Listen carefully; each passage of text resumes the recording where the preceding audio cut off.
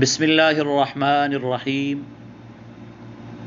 قربانی کے حوالہ سے بعض لوگوں کا یہ سوال ہوتا ہے کہ قربانی کے جانور میں 6 شرکاء ایسے ہیں جن کی نیت قربانی کرنے کی ہے، ان میں ایک شخص ایسا ہے جو عقیقہ کی نیت کرتا ہے، تو کیا باقی افراد کی قربانی درست ہوگی؟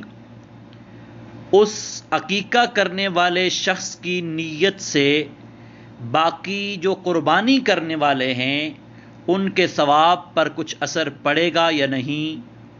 تو اس کا جواب یہ ہے کہ بالکل عقیقہ کی نیت کرنا درست ہے، کیونکہ قربانی سے مقصود قربت الہی کا حصول ہے، اللہ رب العزت کی قربت حاصل کرنا ہے، اور عقیقہ سے بھی قربت الہی ہی مقصود ہوتی ہے۔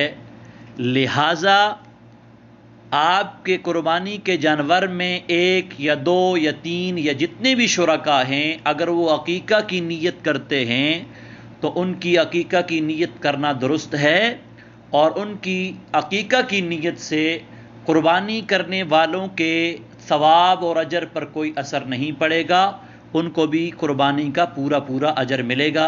اللہ تعالی ہم سب کو سمجھنے کی توفیق عطا فرمائے۔ آخر میں گزارش ہے کہ ہمارے چینل کو سبسکرائب کیجئے، احباب سے شیئر کیجئے تاکہ دینی معلومات ہر ایک شخص تک پہنچ سکیں۔ جزاکم اللہ احسن الجزاک۔